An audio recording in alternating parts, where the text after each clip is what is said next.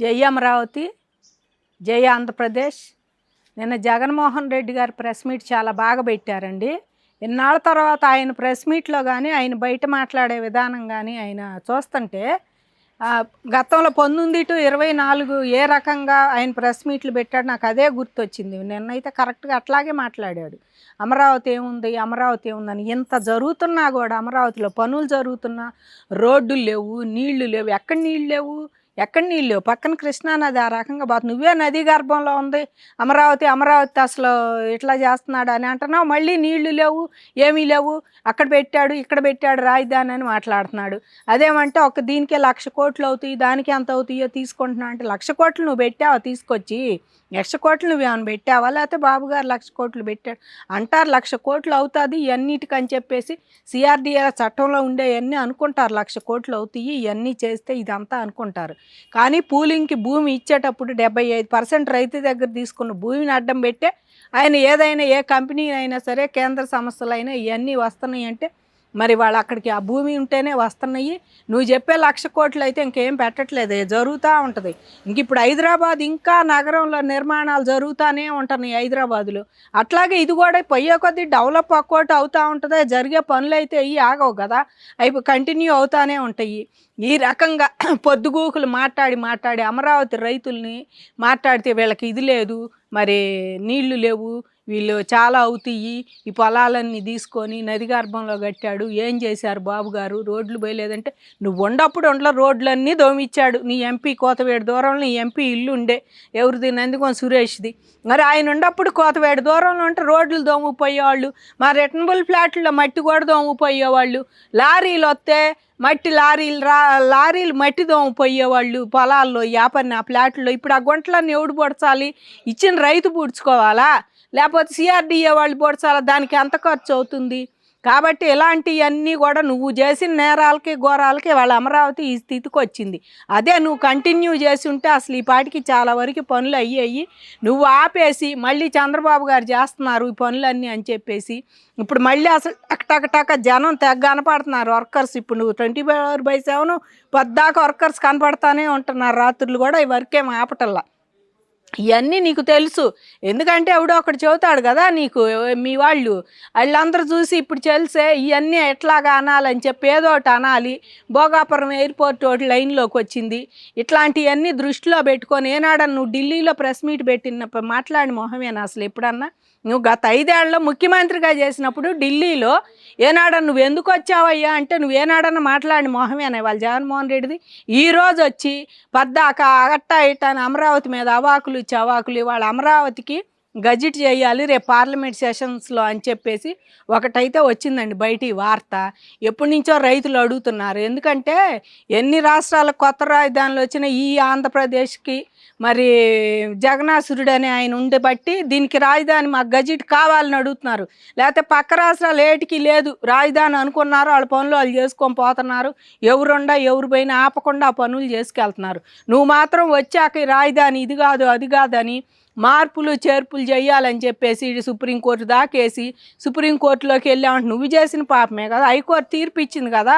ఇంకా రైతుల తరపున మ్యాండ్మాస్ అనే వాడు ఉపయోగించి నువ్వు చేయాల్సిందే అక్కడ రైతులు కనిస్తే ఇది కాదని చెప్పేసి నువ్వు రైతుల మీద కక్ష కట్టి సుప్రీంకోర్టు దాబోయో మళ్ళీ అదే తీర్పు ఇది కాదు నాకు 3 రాజధానులు కావాలని. అక్కడ పోయిన తర్వాత వాళ్ళు 3 రాజధానులు వెయ్యని అడిగితే న్యాయ రాజధాని తీసేయి కర్నూలులో, దాని తర్వాత చూద్దాంలే, ముందు పరిపాలనా రాజధాని శాసన రాజధాని అమరావతి 2 చూడండి అని చెప్పి విశాఖపట్నం అమరావతి చూడమని అడిగావు అక్కడ. ఇవి అందరికీ తెలియని నిజాలేం కాదు, అందరికీ తెలుసు. గత 5 ఏళ్లలో ఇని నీ నోటి మాటలు నీ వాళ్ళయ్యి ఇని మా అందరికీ నీ కొత్తగా నిన్న మాట్లాడింది కొత్తగా ఏమి అనిపించలే. కాకపోతే బాబు గారు వచ్చాక ఇంకా ఇక వచ్చారు ఆరాముగా ఉందాం అనుకునే ప్రతి ఒక్క అమరావతి రైతు కూడా దీంతో మళ్ళీ మేల్కోవాలి. జగన్మోహన్ రెడ్డి అనేవాడిని అసలు రానియకూడదు. 11 కాదు సింగిల్ డిజిట్కి పరిమితం చేయాలని కోరుకుంటున్నాను. ఎందుకంటే ఆంధ్ర అంతా ఇష్టపడే కదా అన్ని సీట్లు ఇచ్చింది కూటమి ప్రభుత్వానికి అమరావతి రాజధాని. నువ్వు అమరావతి రాజధాని చేయనన్నాళ్ళ 11 సీట్లు పరిమితం చేసింది. రేపు కూడా 11 సీట్లు కాదు నీకు ఇంకా తగ్గించాలని చెప్పేసి మేము మనస్ఫూర్తిగా కోరుకుంటున్నాం. నువ్వు ఇంకా ఇలాంటి మాటలు మాట్లాడుతున్నావు అంటే నిన్నేమనుకోవాలో అసలు మాకు అర్థం కావట్లేదు. జగన్మోహన్ రెడ్డి గారికి పులి మేక కథ బాగా నచ్చిద్దండి. ఎందుకంటే అందులో అదిగో పులి, అదిగో మేక అని చెప్పి పులి వస్తుందని ఆ పిల్లాడు వాళ్ళ నాన్న పని చేసుకుంటుంటే కేకలు పెడితే వస్తాడు. 2 సార్లు కేకేసిన పులి ఉండదు. పూలు అయిపోతే నవ్వుకుంటాడు. నచ్చింది జగన్మోహన్ రెడ్డికి లాస్ట్కి ఆ మేకను ఎత్తుపోయిన పులి కాదు నచ్చల. ఈ మధ్యలో 2 సార్లు వచ్చి పూలు అయిపోయిన వాళ్ళు నచ్చాడనమాట. అట్టాగే వీళ్ళందరినీ నేను 2 రోజులకోసారి వచ్చి ఇట్లా పూల్స్ చేసే మాటలు మాట్లాడిపోదాము. మొన్నే అమిత్ షా గారు ప్రెస్ మీట్ పెట్టారు, నీకు తెలిసే ఉంటుంది. గజెట్ ఇస్తామని కేంద్ర సంస్థలు తీసుకొచ్చి అమరావతిలో ఏవైతే ఇస్తామన్నారో వాటిని మళ్ళీ కేంద్ర సంస్థలను పంపిస్తామని అమరావతికి.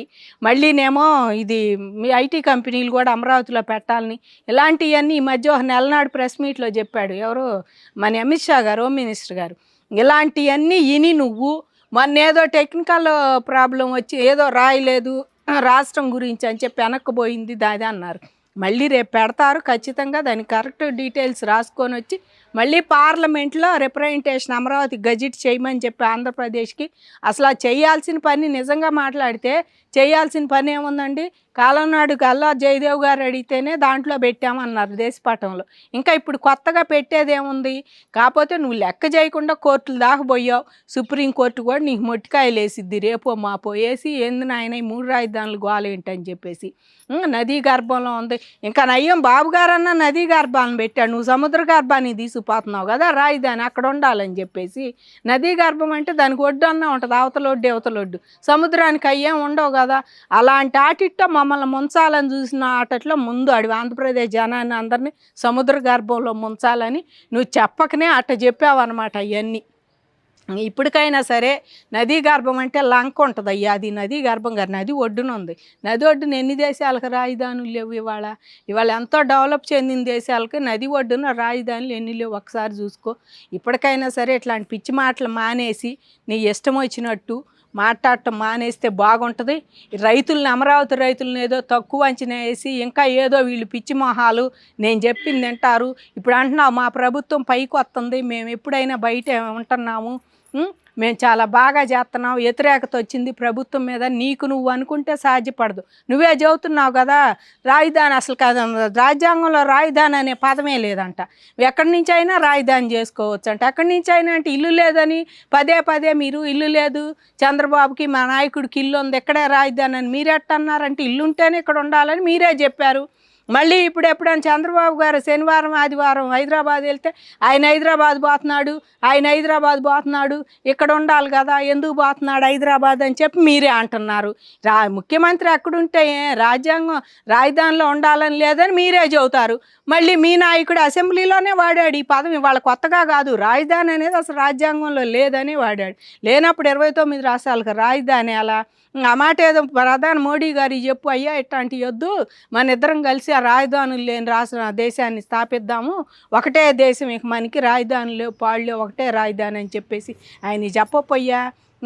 ఇట్లాంటి మాటలన్నీ మాట్లాడి జనాన్ని పిచ్చోళ్ళని చేస్తున్నావో నువ్వు పిచ్చోడు పోతావు మాకైతే తెలియదు. కానీ నువ్వు మాత్రం ఈ అమరావతి గురించి మాట్లాడితే కుస్తో కాస్తో ఏదన్నా ఆదమరిసి నిద్రపోయే వాళ్ళు కూడా వాళ్ళు మేలుకొని మళ్ళీ ఆంధ్రప్రదేశ్లో అప్పుడప్పుడు ఇట్లా మాట్లాడుతూ ఉండండి. జగన్మోహన్ రెడ్డి గారి కోసాల కొంచెం పడుకున్న వాళ్ళు కూడా నిద్రలేసి జగన్మోహన్ రెడ్డిని ఇంట్లో కూర్చోబెట్టాలని తపన ఎక్కువైద్ది.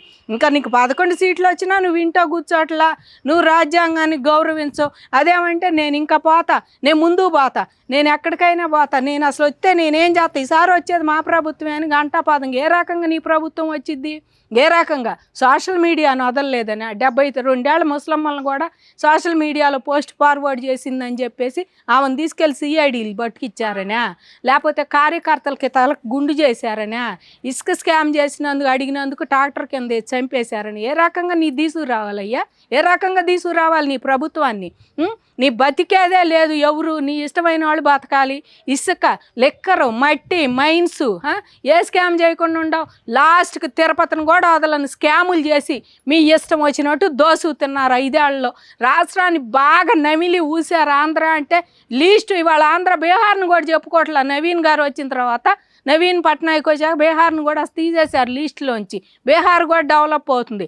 అట్టాన్ని నువ్వు ఆంధ్రాని ఇంకా కిందకి దించి ఇంకా రైతు బజారులతో సహా ఇంకేమైనా మిగిలిన ఊళ్ళల్లో పంచాయతీ ఆఫీసులు ఈసారి వస్తే అవి కూడా తనఖా పెడతానని చెబుతానికి ఈయన మళ్ళీ వస్తాను, నేను 29లో నేనే వస్తానంటే ఈసారి వచ్చి ఊళ్ళల్లో 13 గ్రామాల్లో పంచాయతీ ఆఫీసు తనఖా పెట్టుకో. ఇంకేడన్నా అయ్యే మిగిలిన రైతు బజార్లు పెట్టావు, కలెక్టర్ ఆఫీసులు పెట్టావు, నువ్వేం పెట్టకుండా ఉండవు. గవర్నమెంట్ ఆఫీసులో తనఖాలు పెట్టి డబ్బులు తెచ్చిన రకం నువ్వు. ఇంకా అయ్యే మిగిలిన ఈసారి వచ్చి నువ్వు కట్టించిన సచివాలయాలు, నువ్వు ఆ పంచాయతీ ఆఫీసులు ఇవన్నీ తనఖా పెట్టుకొని రాజ్యాన్ని వెళ్దు కానీ ఆంధ్రప్రదేశ్ని.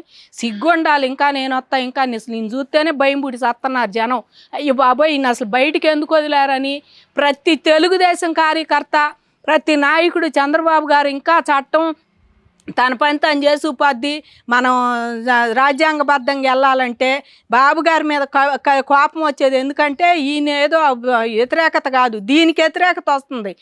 తెలుగు తమ్ముళ్ళు వ్యతిరేకత ఎందుకంటే నిన్ను జైల్లో పెట్టలేదని, కనీసం నిన్ను వాయిదాలకు కూడా నాంపల్లి కోర్టు తిప్పట్లేదని వస్తుంది. నేను వస్తే వాళ్ళని గొడ్డలేపు తీస్తా అంత, వీళ్ళని గొడ్డలేపు తీస్తా, లేకపోతే నేను వస్తే పీపీలు రద్దు చేస్తా.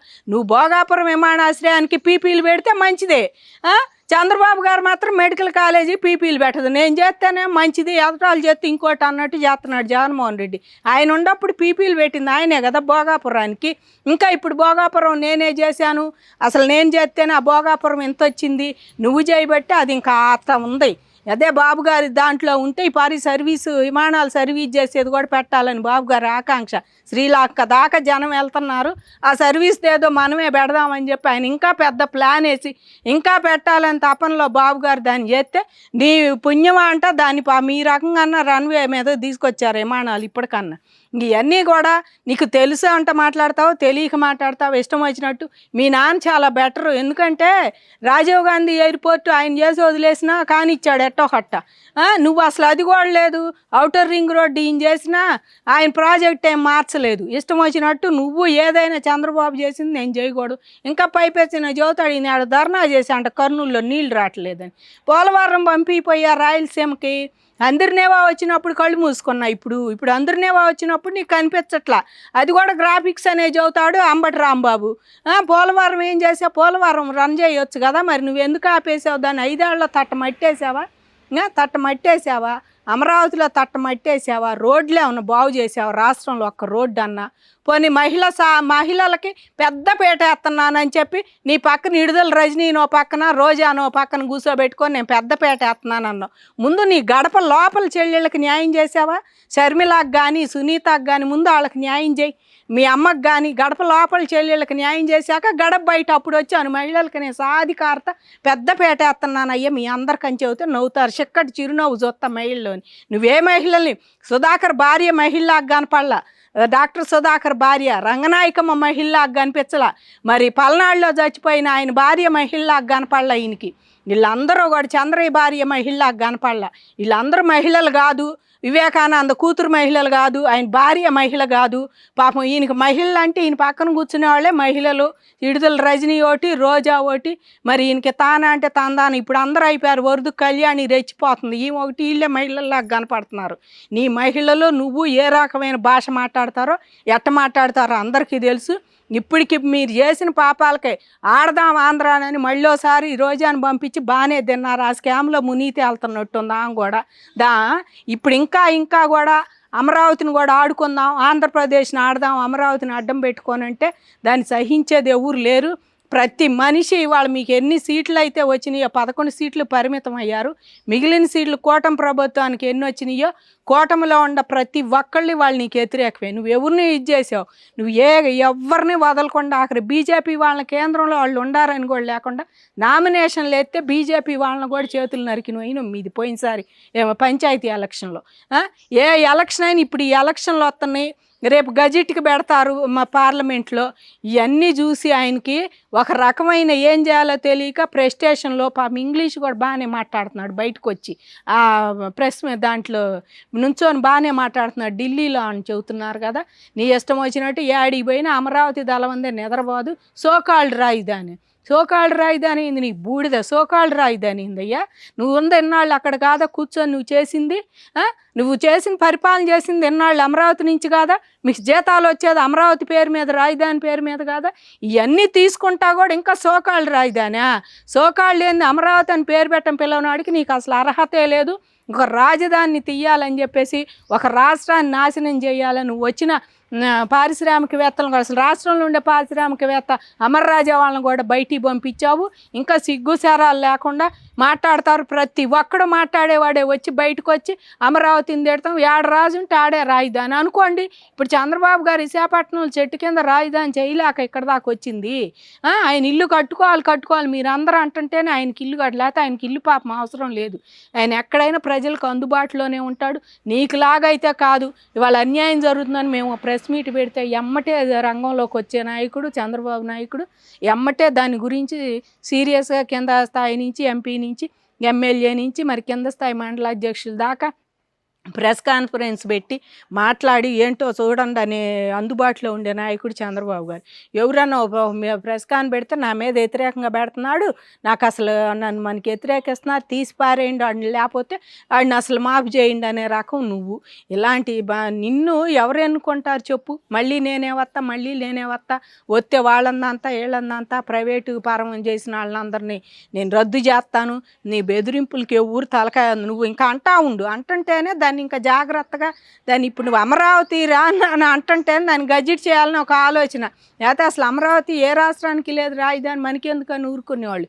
నీలాంటాడు మళ్ళీ వస్తే ఎలాగా అని. నువ్వైతే రావులే, ఇక నిన్నేడ రానిస్తారు. నేను లాస్ట్ 29లో అసలు నువ్వు జైలు నుండి అంటే ఆయన చెప్పుకుంటున్నాడు ఇప్పటి నుంచే ఎక్కడ ఉండా పరిపాలిస్తా అంటే నేను జైల్లో ఉండైనా సరే నేను ముఖ్యమంత్రిగా చేస్తానని చెబుతున్నాడు. పోయినసారి కాంగ్రెస్ వాళ్ళ హయాంలో నువ్వు జైల్లో ఉండ అది ఇల్లు అయింది, కానీ ఇప్పుడు అట్లా అవ్వదు. నీకు తెలియట్లా జైలు అంటే ఏందో. ఈసారి జైల్లో పోతే తెలిసిద్ది. పోయినసారి మీ నాన్న మొహం చూసి చర్లపల్లి జైలు నీకు గెస్ట్ హౌస్ లాగా పంపించారు. ఈసారి అయితే నీకు ఆ ప్రసక్తే లేదు. నువ్వు జైల్లో ఉంటే అంతకంత చంద్రబాబు గారు 74 వయసు ఆయన కూడా చూడకుండా ఎట్లా ఏడిపించారో.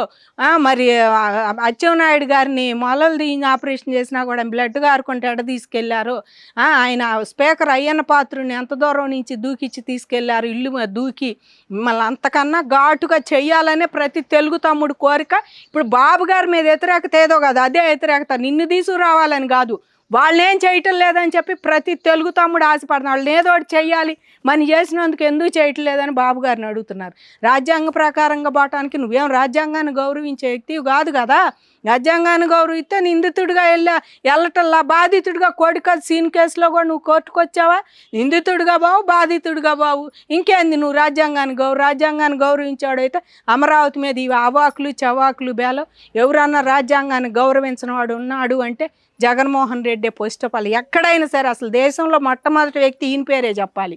గౌరవించకుండానే ఇంత అక్రమ ఆస్తులు కూడబెట్టి ఈడీ అన్ని వేల కోట్లు అటాచ్ చేసినా కూడా ఇంకా సిగ్గు లేకుండా నాది అది ఉంది, నాకు అంత ఉంది, నాకు ఎంత ఉంది, నేను బాగా చేస్తున్నాను, అసలు అవినీతి అంటేనే నాకు పడదు అని చెబుతుంటే దెయ్యాలు ఏదాలు ఒళ్ళిచ్చినట్టుంది.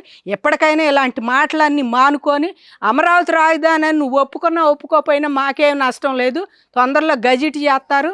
మళ్ళీ నిన్ను ఇట్లాంటి మాటలకి ఇంకా మూలన ఉండే 80 ఏళ్ళ ముసలాయన కూడా లేచి ముసలాళ్ళు కూడా బయటకు వచ్చి టీడీపీకి ఓటు వేయాలి, టీడీపీని గెలిపించాలి, మళ్ళీ కూటమి ప్రభుత్వం రావాలి 29లో కానీ ఇంకా సంకల్పం గట్టిగా చేసుకొని చెబుతామని మనవి చేసుకుంటున్నాం.